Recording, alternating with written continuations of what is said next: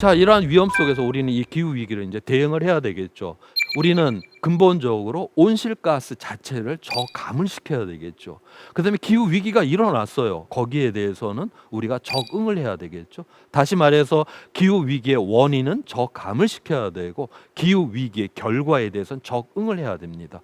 저감과 적응을 하게 될 때 유엔에서는 에쿼티라고 하는 가치를 통해서 이거를 해결을 하라라고 이야기를 해요. 에쿼티는 요즘 우리 사회 이슈가 되는 단어이죠. 공정성으로 번역이 됩니다. 다시 말해서 기후 위기를 대응한다라고 하는 거는 바로 정의의 문제가 걸려 있다라고 하는 것을 의미를 하는 것입니다. 자, 지금 폭풍우 속이에요. 그런데 이건 하나의 폭풍우이긴 하지만 각자가 탄 배는 다 틀려요.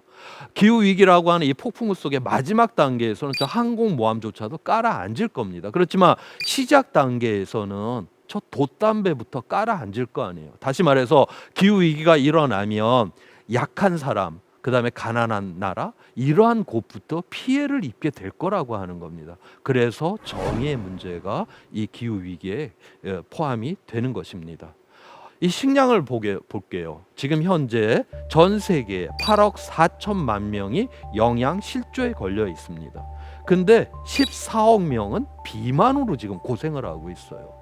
또 우리가 지금 생산한 식량 중에 3분의 1은 사람의 입으로 들어가는 게 아니라 쓰레기통으로 지금 들어갑니다. 누군가 저렇게 8억 4천 명이 굶고 있는데도 뭔가 지금 정상적이지 않은 식량의 배분이 일어나는 그러한 세상 속에 우리는 지금 살고 있는 것입니다. 자, 그다음에 지금까지 일어났었던 그 지구 온난화로 인해 갖고 국가 경제에 미친 영향력입니다. 지금 초록색으로 표시된 나라들은 이익을 본 나라예요. 그러니까 추웠던 곳이 따뜻해졌으니까 일할 수 있는 시간도 길어지고 농사가 안 됐던 곳에서 농사가 됐으니까 이익을 받습니다.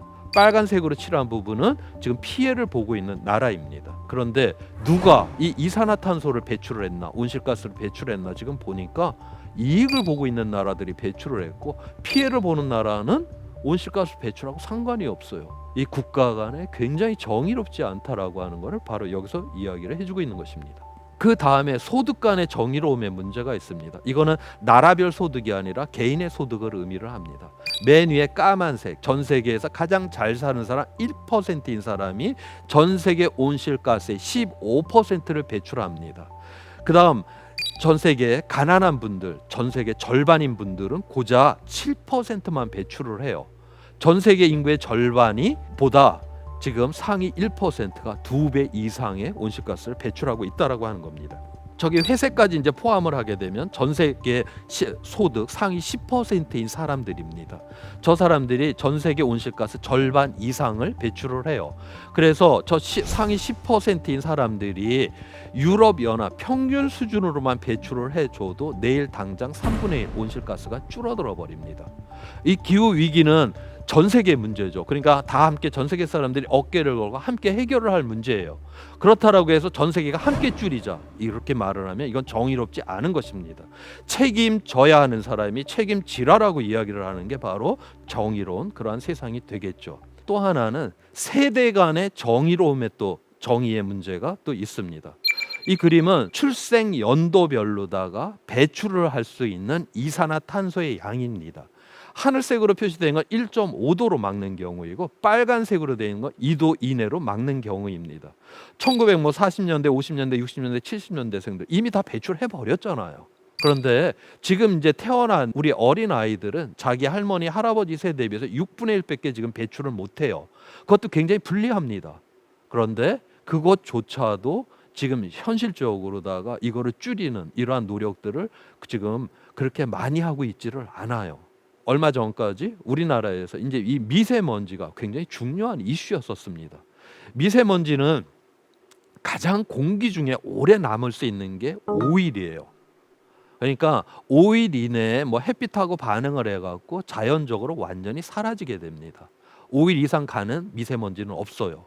다시 말해서 미세먼지는 우리 세대의 문제입니다. 우리가 배출했다 해도 이게 다음 세대로 넘어가는 문제가 아니에요. 그런데 온실가스는 공기 중에 한번 배출이 되고 나면 수백 년 동안 누적이 됩니다.